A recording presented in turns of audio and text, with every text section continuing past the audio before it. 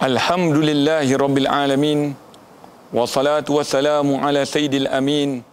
Wa ala alihi wa sahbihi ghuril mayamin. Wa alaina ma'ahum wa fihim birahmatika ya arhamar rahimin. Alhamdulillah wa syukrulillah. Wassalatu wassalamu ala Sayyidina Rasulillah. Wa ala alihi wa sahbihi wa man walah. Segala puji bagi Allah Subhanahu wa Ta'ala yang telah menurunkan kepada kita Al-Kitabul Munazzal, yang mana Allah Subhanahu wa Ta'ala adalah sebaik-baik. Allah Subhanahu wa Ta'ala telah menghantar kepada kita semulia-mulia insan, yaitu junjungan besar Nabi Muhammad sallallahu alaihi wasallam. Sehingga kan Allah Subhanahu wa Ta'ala menyatakan di dalam Al-Quran, "Walaqad khalaqnal insana fi ahsani taqwim." Sesungguhnya kami telah menciptakan manusia itu sebaik-baik kejadian. Alhamdulillah. Syukur kehadirat Allah Subhanahu wa Ta'ala yang telah mempertemukan kita di dalam bulan yang mulia, bulan yang agung.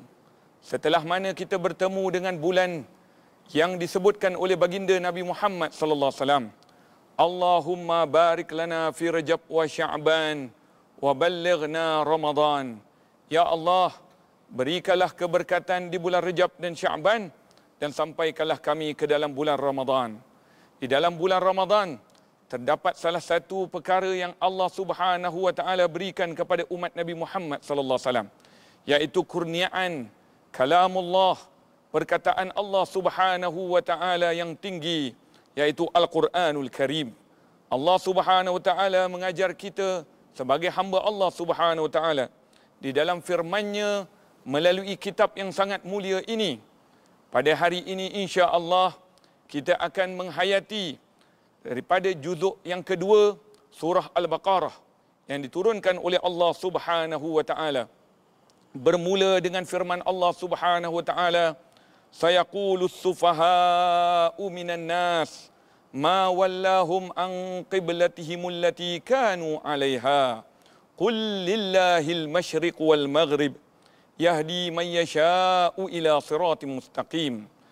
Firman Allah Subhanahu wa Ta'ala di dalam suratul Baqarah pada ayat yang ke-142. Allah Subhanahu wa Ta'ala mengajar kepada kita bagaimana ketika mana hamba Allah Subhanahu wa Ta'ala yang tidak diberikan hidayah oleh Allah Subhanahu wa Ta'ala, di kalangannya orang-orang yang jahil, orang-orang yang buta hatinya, lebih teruk daripada buta mata. Allah Subhanahu wa Ta'ala menyatakan dalam Al-Quran, "Sayaqulus sufaha." Maka telah berkata orang-orang yang bodoh daripada kalangan manusia, "Ma wallahum an qiblatihim allati kanu 'alaiha." Tidaklah kami memindahkan daripada kiblat mereka. Ayat ini menunjukkan kepada kita bagaimana Allah Subhanahu wa Ta'ala menunjukkan keesaan Allah Subhanahu wa Ta'ala yang mencipta dunia ini, dan Allah Subhanahu wa Ta'ala yang mentadbir alam ini, Allah Subhanahu wa Ta'ala yang maha mengetahui alam ini. Maka Allah Subhanahu wa Ta'ala mengajar kepada kita di dalam sifatnya Allah Subhanahu wa Ta'ala yang maha agung, yang telah memberikan kepada kekasihnya junjungan besar Nabi Muhammad sallallahu alaihi wasallam. Kalau kita lihat daripada tafsir yang boleh kita ambil melalui asbabun nuzul, apabila mempelajari ilmu tafsir Al-Quran, perlu kita mentadabbur kenapa ayat itu diturunkan. Ayat 142 adalah ayat yang berkenaan menunjukkan bagaimana hamba Allah Subhanahu wa Ta'ala yang perlu mengikut perintah Allah Subhanahu wa Ta'ala ketika mana Allah Subhanahu wa Ta'ala menghantar kekasihnya junjungan besar Nabi Muhammad sallallahu alaihi wasallam di bumi Mekah Al-Mukarramah. Ketika itu Rasulullah sallallahu alaihi wasallam menyampaikan dakwah dalam keadaan ada yang menerima, ada yang tidak menerima. Kemudian Nabi Muhammad sallallahu alaihi wasallam mendapat wahyu daripada Allah Subhanahu wa Ta'ala melalui peristiwa Al-Isra wal Mi'raj. Nabi sallallahu alaihi wasallam mendapat wahyu untuk menunaikan salat fardu 5 waktu sehari semalam, sebagaimana yang hari ini kita semua umat Islam mengecapi dan menikmati nikmat hadiah yang agung daripada Allah Subhanahu wa Ta'ala yang maha agung, yaitu salat fardu 5 waktu sehari semalam. Di dalam ayat ini berkaitan dengan tahwilul qiblah, yaitu pemindahan kiblat daripada Masjidil Aqsa ke Masjidil Haram. Bagaimana? Pada mulanya di dalam bulan Rejab dibawa oleh Allah Subhanahu wa taala daripada Masjidil Haram ke Masjidil Aqsa untuk melihat kebesaran dan keagungan Allah Subhanahu wa taala sebagai Tuhan yang ingin menunjukkan kebesarannya. Maka di dalam surah Al-Baqarah ayat 142 ini menunjukkan bagaimana Allah Subhanahu wa taala mengajar kepada kita umat Nabi sallallahu alaihi wasallam akan tingginya kedudukan Nabi Muhammad sallallahu alaihi wasallam, sehingga kan Allah Subhanahu wa taala meletakkan apa yang dicintai dan apa yang disukai oleh baginda Rasulullah sallallahu alaihi wasallam. Qad nara taqalluba wajhika fis sama' falnuwalliyannaka qiblatan tardaha. Ayat yang seterusnya daripada ayat 143. Di sini kalau kita lihat suratul Baqarah mempunyai makna daripada ayat tersebut.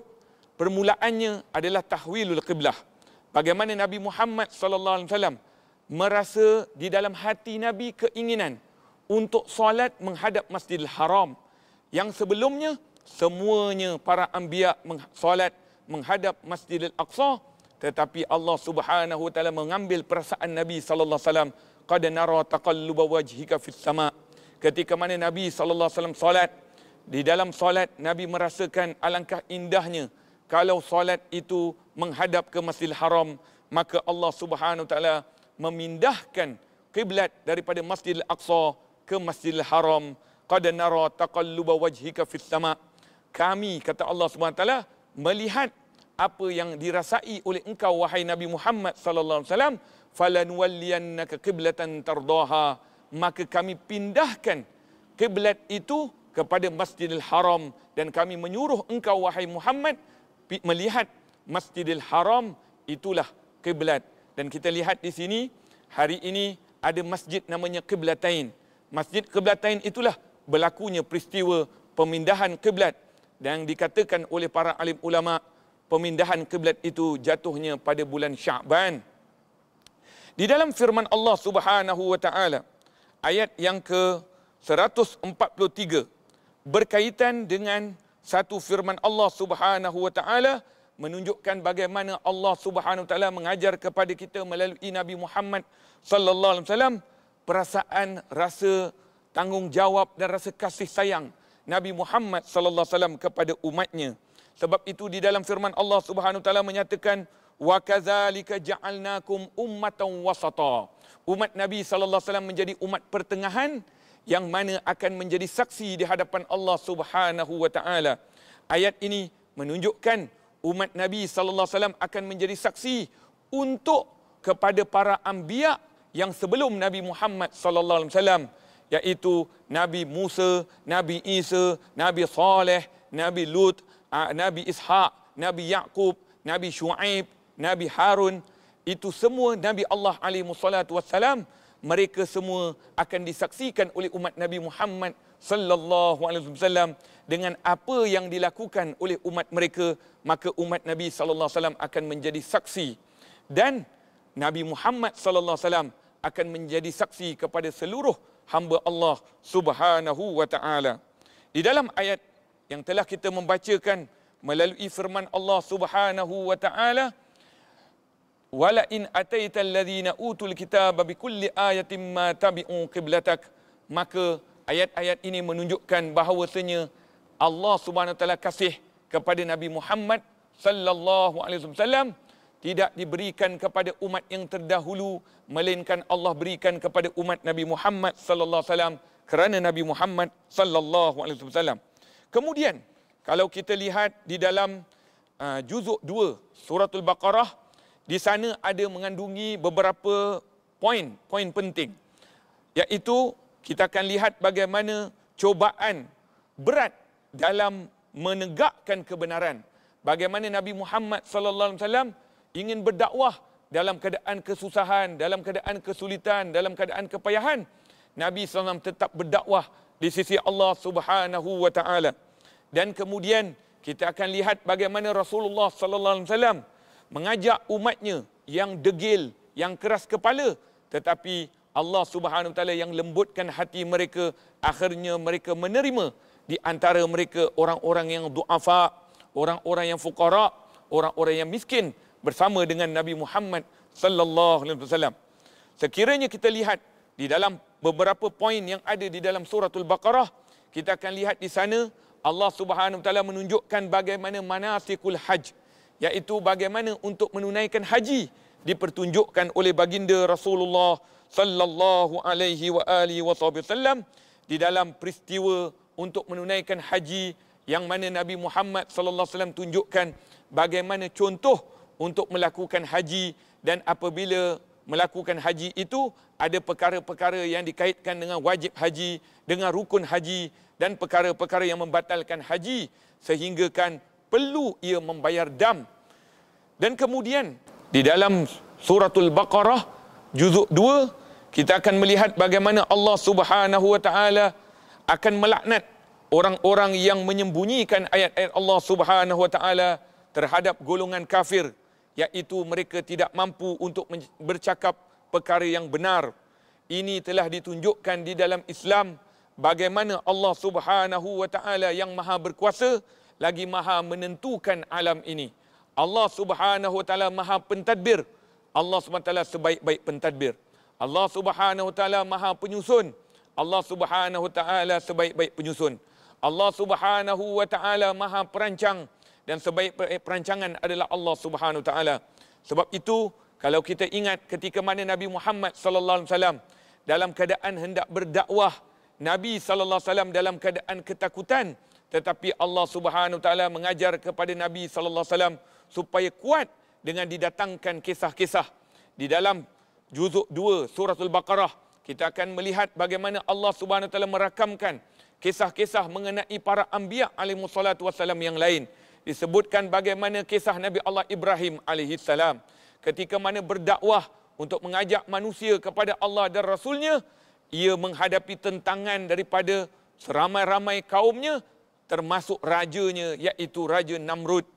Kita lihat bagaimana Nabi Allah Ibrahim AS mengajak umatnya untuk bersama dengannya, tetapi Nabi Allah Ibrahim AS dikecam dan dikatakan Nabi Allah Ibrahim AS itu mengganggu mereka untuk menyembah berhala. Kita lihat bagaimana Allah Subhanahu wa taala menunjukkan Nabi Allah Ibrahim alaihissalam mendatangkan bagaimana hujah untuk melawan orang-orang kafir, tetapi mereka tidak menyembunyikan yang hak. Kita lihat bagaimana Nabi Allah Ismail alaihissalam, Nabi Allah Ibrahim alaihissalam, Nabi Allah Ismail adalah keturunan zuriatnya daripada Nabi Allah Ibrahim alaihissalam. Kasih sayang yang Allah SWT berikan kepada para anbiya alaihi wassalatu wassalam nampak dalam kisah-kisah mereka. Di antaranya kisah Nabi Allah Musa alaihi salam.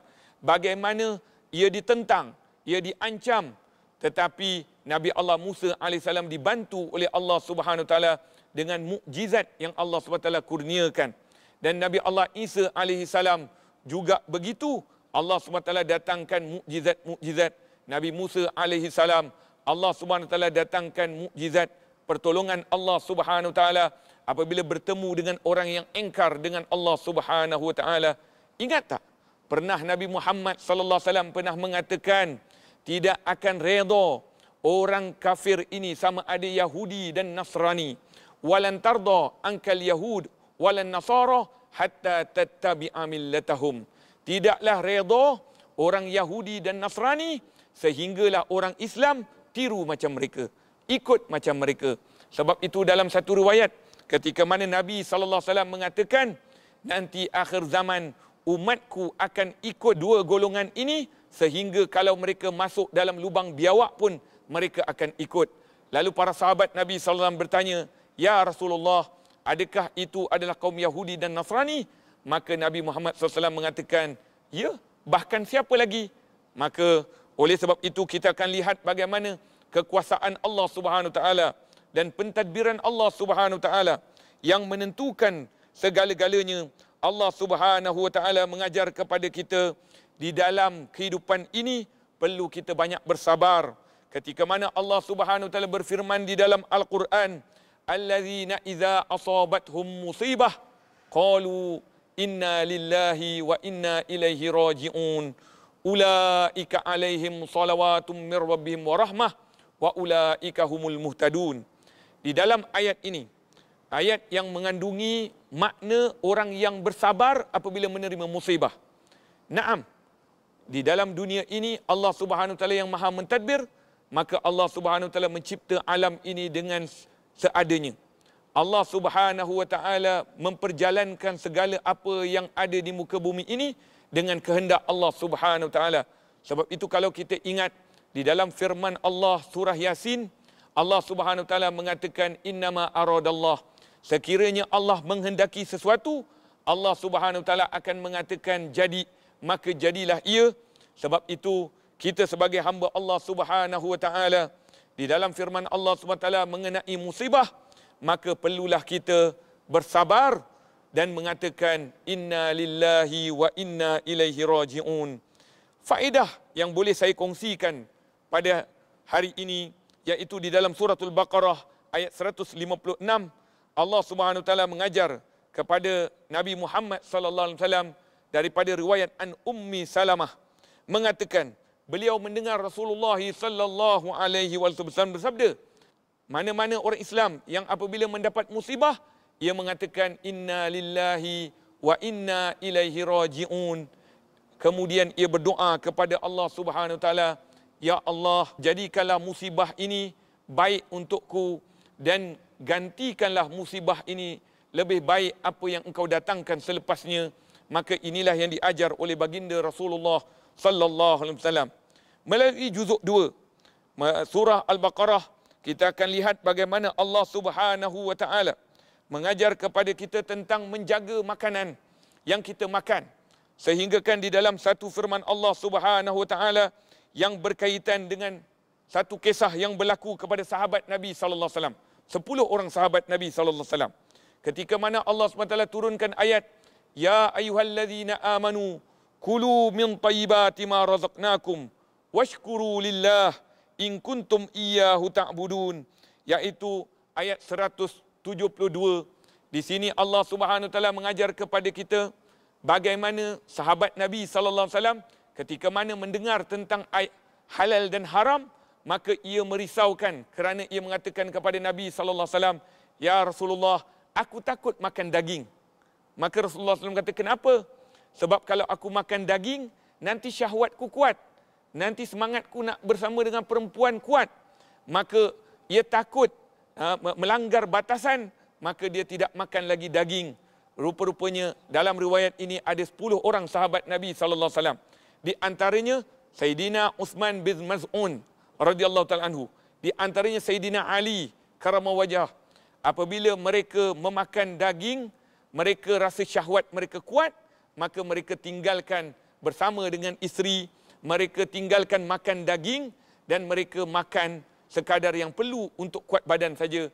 Maka turunlah ayat ini mengatakan jangan melampau daripada makanan yang halal itu tetap halal di sisi Allah Subhanahu Wa Taala.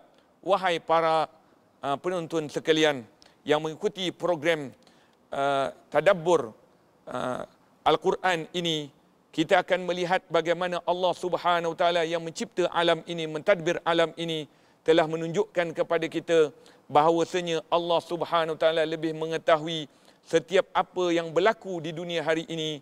Marilah sama-sama kita merujuk kepada sirah Nabi Muhammad sallallahu alaihi wasallam yang hidup, yang akan dipandukan daripada apa yang ditunjukkan oleh Allah Subhanahu Wa Taala. Saya minta ampun dan maaf atas segala kekurangan dan kelemahan diri saya yang lemah ini. Mudah-mudahan perkongsian daripada tadabbur dan tahsin Al-Quran ini, mudah-mudahan kita makin dekat dengan Allah Subhanahu Wa Taala. Seperti mana firman Allah Subhanahu Wa Taala menyatakan, apabila hamba Allah Subhanahu Wa Taala mendengar ayat Al-Quran dibaca, wa idza quri'al Quran, apabila dibacakan ayat Al-Quran, fastami'u lahu, maka dengarlah, wa ansitu, dan perhatikanlah, la'allakum turhamun. Mudah-mudahan tadabbur kita di sisi Allah Subhanahu Wa Taala diradai oleh Allah Subhanahu Wa Taala. Hadza wa billahi taufiq wal hidayah. Assalamualaikum warahmatullahi taala wabarakatuh.